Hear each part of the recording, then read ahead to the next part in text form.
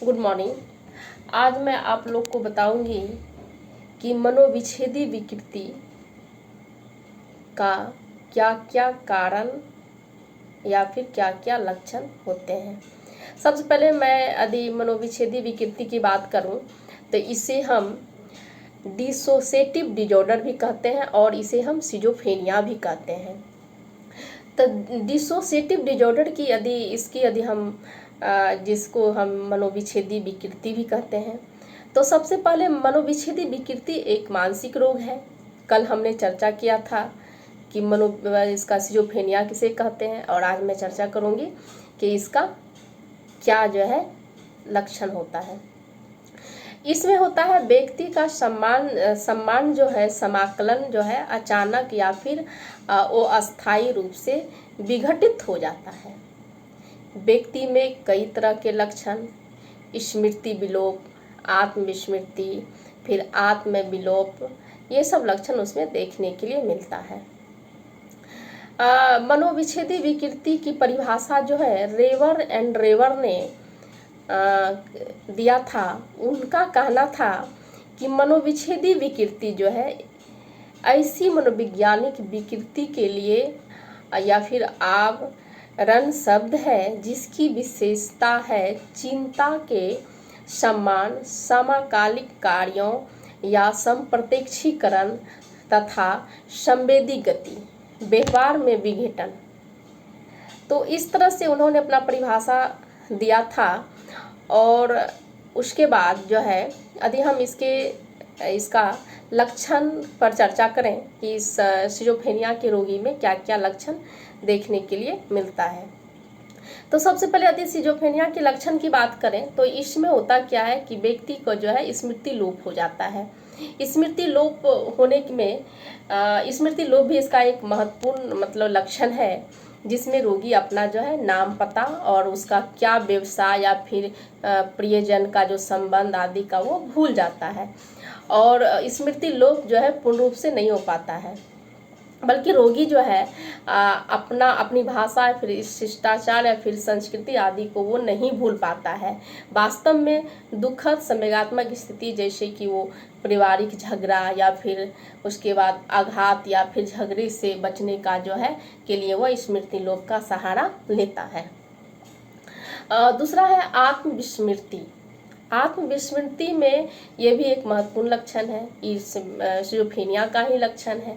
और इस रोग में क्या होता है कि जो स्मृति लोप जैसे कि यदि मान लीजिए कि दुखद स्थिति से छुटकारा पाने की एक ऐसी अच्छी विधि है ये। इस संबंध में जो फिशर ने कहा था कि आत्मविस्मृति एक उन्मादी आक्रमण है जिससे व्यक्ति अपने व्यक्तिगत जीवन को भूल जाता है और अपने वातावरण को छोड़ देता है। इससे जो है पीड़ित व्यक्ति जो है उसका जो है उसमें घर से या फिर भाग जाता है और फिर इधर उधर भटकता है। जब वह घर वापस चला आता है तो उसे बाहर घूमने की कोई बात याद नहीं रहती है। इसकी अवधि जो है 1 या 2-4 दिन अथवा कई महीनों तक भी हो सकता है। दूसरा है निद्रा भ्रमण। निद्रा भ्रमण में भी यही स्थिति होती है कि व्यक्ति जो है उसमें जो है एक उसे नींद में हमेशा जो है हमेशा के तरह वो जब सोने के लिए जाता है, परंतु कुछ मिनट के बाद वो उठ के बाहर घूमता है या फिर कोई काम करने चला जाता है, या तो फिर कभी कभी वो फील्ड में भी या फिर कहीं बाहर भी वो चला जाता है और वो नींद के हालात में इस अपना काम को भी कर लेता है। अपना काम कर लेने के बाद वो स्वयं भी आकर वो अपना बिछावन पर सो जाता है।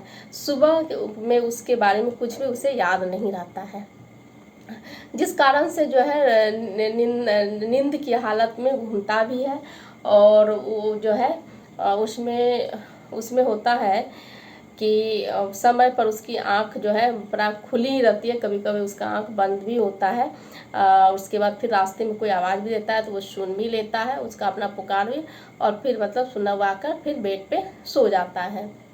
जो जोर से चिल्लाने पर, हिलाने पर जब वो जागता है तो उसे मतलब कभी कभी तो मतलब याद तो नहीं रहता है जो रात में किया हुआ काम, लेकिन जब वो काम कर रहा होता है उसे यदि जगाया दिया, जोर से मतलब हिलाया डुलाया, तो उस परिस्थिति में वो जगता है, तो उसे देखकर बहुत आश्चर्य होता है और वो घबरा जाता है।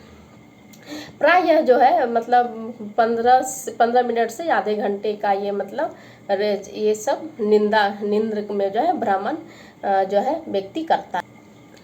इसमें दूसरा है, चौथा है कि संवेगात्मक अस्थिरता। संवेगात्मक अस्थिरता में होता क्या है कि ये जो है इस रोग में जो है रोगी जो है कभी भी मतलब कभी हंसता है, कभी चिल्लाता है, कभी दांत काटता है, फिर कभी शरीर को नोचता है, कपड़ा फाड़ता है, इस तरह के लक्षण उसमें को मतलब देखने के लिए मिलता है। और जो है जबकि वास्तव में कोई भूत लोग समझते हैं वो अजीब तरह से हरकत करते हैं, कभी जो कि वास्तव में जो इस तरह के वो हरकत करते हैं जिससे आदमी को लगता है कि वो मतलब कोई आत्मा या फिर की साया है या फिर भूत प्रेत का मतलब इस पे लगा हुआ है।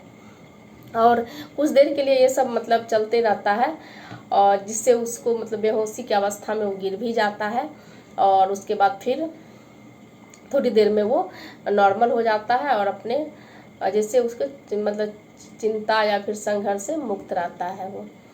पांचवा है दैवीय व्यक्तित्व। दैवीय व्यक्तित्व में इस रोग का ये भी एक मुख्य कारण है। रोगी को अपने परिवार में रहकर अन्य व्यक्ति के जैसा व्यवहार करने लगता है और निद्रा भरण में तो रोगी नींद की अवस्था में उठकर घूमने लगता है। परंतु इस लक्षण में वो जो है बिना घर से भागे वो समय समय पर विभिन्न प्रकार के जो है व्यक्तित्व को प्रदर्शित करने लगता है, जबकि उसके प्रत्येक व्यक्तित्व का अपना विचार, गुण या समय जिसको संवेगात्मक व्यवहार या फिर अनुभूतियां होती है। दैवीय व्यक्ति कुछ मिनटों से लेकर जो है वर्षों तक भी हो सकता है, परंतु इसका जो है व्यक्ति खुश या फिर चिंता मुक्त या फिर मजाकिया या सामाजिक हो सकता है।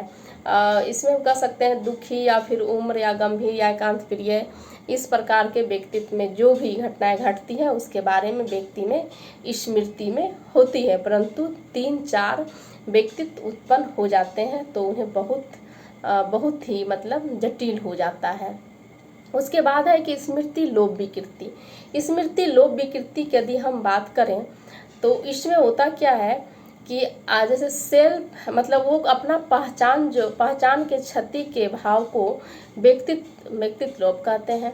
व्यक्ति वह महसूस करता है कि वह मात्र एक ऐसी भूल से मुक्त या अमानवीय सामाजिक मशीन में मात्र एक दाता है, परंतु मनोविज्ञान में इसका जो अभिप्राय एक संवेगात्मक विकृति से है, जिसमें कि अपने जो है व्यक्तित्व या वास्तविकता की क्षति जो है आजीवन या फिर अनुभव की जो है भावों से या समझदारी लोप या फिर लक्षण पाए जाते हैं। इसमें आर्थिक गंभीर अवस्था में व्यक्ति के शरीर के जो है विभिन्न अंग अलग अलग आकार या फिर परिवर्तित महसूस करते हैं और व्यक्ति अपने शरीर को जो है प्रत्यक्षीकरण दूर करने में ही लगता है। धन्यवाद।